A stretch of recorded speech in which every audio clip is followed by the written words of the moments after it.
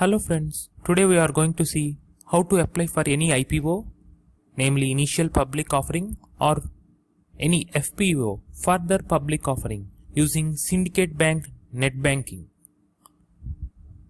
This process is called eASBA or electronic form of ASBA. ASBA stands for Application Specific Blocked Amount, through which you can apply for any IPO online without actually paying the amount. Whatever amount you have to pay, that will be blocked and kept in your savings bank account only. So you can even earn interest on that amount. If the shares are allotted to you, then only the amount will be deducted. So there is no tedious process of deduction of amounts and refunding the amount. Firstly, you have to visit netbanking.syndicatebank.in and select the login button here. Enter your username and password given for the net banking here. After entering CAPTCHA, press login.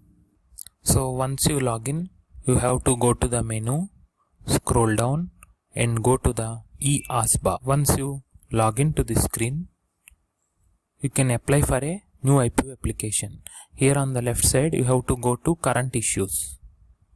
If you want to know the status of already applied issues, you can go to application status. So far none has been applied, so no records found is coming. To apply one, go to the current issues.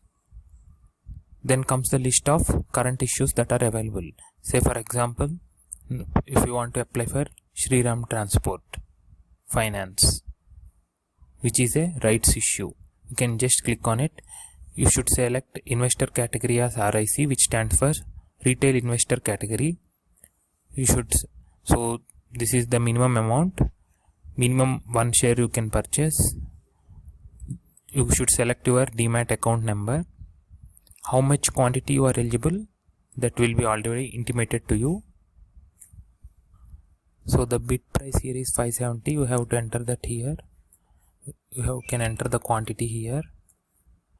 When you press compute, this is the amount that needs to be get blocked.